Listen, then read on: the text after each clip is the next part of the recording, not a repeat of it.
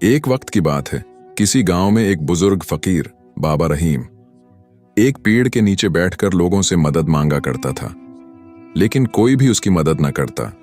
वो बेचारा फकीर शाम को भूखा प्यासा अपने घर लौटता।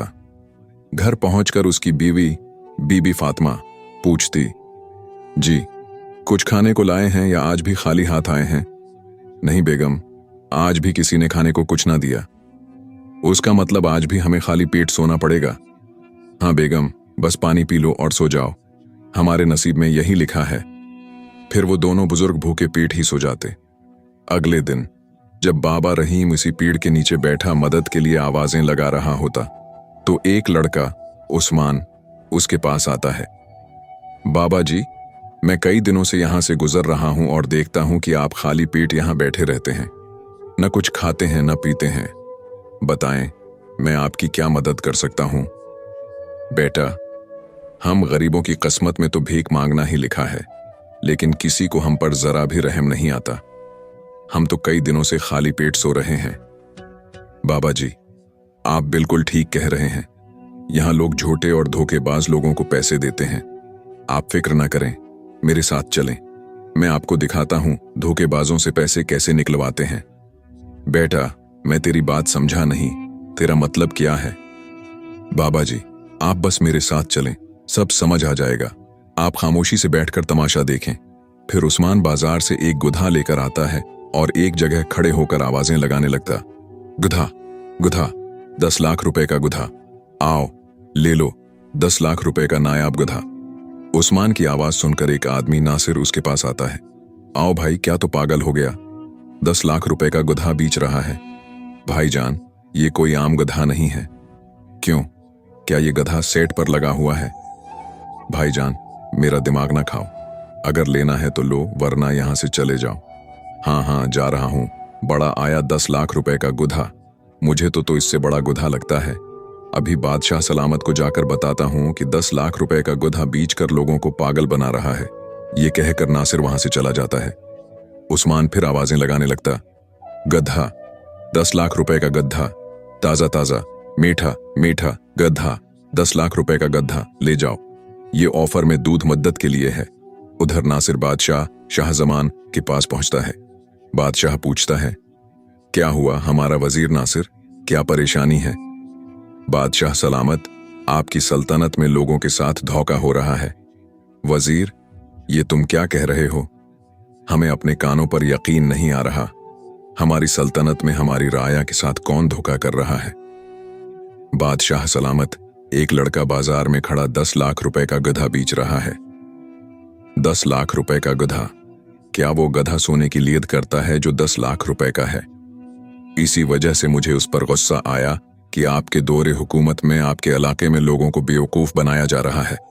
दरबार के मुलाजमों को बोलो, हमारी गाड़ी निकालें, हम अभी उसके पास जाएंगे।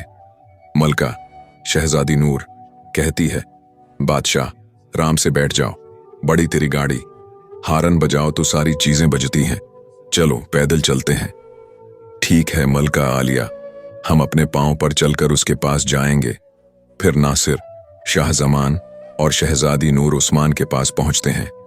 शाहजमान कहता है, लड़के, तेरी ये जरात की तो हमारी सल्तनत में हमारी राया को बेवकूफ बना रहा है। इस गधे में क्या खूबी है जो तो उसे 10 लाख रुपए का बेच रहा है? उस्मान कहता है, बादशाह सलामत, ये कोई आम गधा नहीं, उसके बहुत फायदे हैं। क्या फायदा? क्या ये छरी खाकर पटाखे मारता है? शहजादी नूर कहती है, मैं तो समझती हूं ये लोगों को पागल बना रहा है, उसे गिरफ्तार करो। शाहजमान कहता है, मुल्का जरा रखो, लड़के इस गुधे की खूबी बता। जो हुक्म बादशाह सलामत। अगर किसी के रिश्तेदार मर गए हों और वो इस गुधे पर बैठे तो उसे वो रिश्तेदार नजर आ जाएंगे और इससे बातें करेंगे। अगर किसी के बाप दादा मर गए हों तो वो इस गुधे पर बैठे तो उसे वो जिंदा नजर आएंगे। शहजादी नूर कहती है, ये तो एक नंबर का धोखेबाज लगता है, ऐसा भी हो सकता है। शाहजमान कहता है, लड़के अगर तेरी बात सच्ची हुई तो हम उस गधे को 22 लाख रुपए में खरीदेंगे। उस्मान कहता है, जी बादशाह सलामत, आप उस पर बैठकर चेक करें, लेकिन एक शर्त है। शहजादी नूर कहती है, अब कौन सी शर्त है? मलका आलिया, शर्त यह है कि जो ईमानदार और नेक दिल इंसान उस पर बैठेगा उसे अपने रिश्तेदार नजर आएंगे, जो बद्दियांत होगा उसे कुछ नजर नहीं आएगा। शाह जमान कहता है, वाह, ये तो बहुत काम का गुधा लगता है। चल वजीर नासिर, इस पर बैठ, अभी तेरी ईमानदारी का पता लगता है। नासिर कहता है, अच्छा बादशाह सलामत, मैं अभी बैठता हूं, मैं तो बहुत ईमानदार हूं, मुझे मेरे रिश्तेदार जरूर नजर आएंगे। फिर नासिर गुधे पर बैठता है, लेकिन उसे कोई रिश्तेदार नजर नहीं आता। वो सोचता है, ये तो मुझे कोई नजर नहीं आ रहा, उसका मतलब उस्मान हमें धोखा दे रहा है। लेकिन अगर मैंने बादशाह को कहा कि मुझे कोई नजर नहीं आ रहा तो वो मुझे बद्दियांत समझेंगे। वो कहता है, हाँ हाँ बादशाह सलामत, मेरे अबू जान नजर आ रहे हैं। अबू जान, क्या हाल है आपका? मुझे आपकी बहुत याद आती है। अबू जान, आप वापस आ जाएं। उस्मान कहता है, भाई नीचे उतर जाओ, उन्हें वापस कब्र में भी जाना है। ज्यादा लालियां ना करो, वरना वो तुम्हें अपने साथ कब्र में ले जाएंगे। शाह जमान कहता है, अरे वाह लड़के, ये तो बहुत अच्छा गद्दा है। शहजादी नूर कहती है, मैं तो समझती हूं मेरा शाह जमान मुझसे बहुत प्यार करता है। चल इस गद्दे पर बैठ, अभी तेरे प्यार का पता लगता है। अगर तेरा बाप तेरे को नजर ना आया तो मैं तेरी खूब पटाई करूंगी। शाह जमान सोचता है, अब क्या करूं? मुझे तो इस मोटी नाक वाली औरत से एक टुक्के का भी प्यार नहीं। अगर मैंने कह दिया कि मुझे मेरे घर वाले नजर नहीं आ रहे तो उसने मुझे मार मार कर बंदर बना देना है। वो कहता है, अच्छा मुल्का आलिया, अभी बैठता हूं। फिर शाह जमान गुधे पर बैठता है। उस्मान कहता है, बादशाह सलामत, आपको आपके अबू जान नजर आ रहे हैं। शाह जमान कहता है, यार देखने की कोशिश तो कर रहा हूं, लेकिन अभी तक कोई नजर नहीं आ रहा। वो सोचता है, अगर नजर नहीं आया तो उसका मतलब अरे अबू जान नजर आ गए। वो कहता है, मलका आलिया, बादशाह सलामत को अबू जान नजर आ रहे हैं। अबू जान, आप मुझे भरी जवारी में छोड़कर क्यों चले गए? न कोई चिट्ठी न कोई पैगाम, जाने दो, कौन सा दीस जहां तुम चले गए। शहजादी नूर कहती है, हाँ अब पता लग गया ये गधा कितना कीमती है।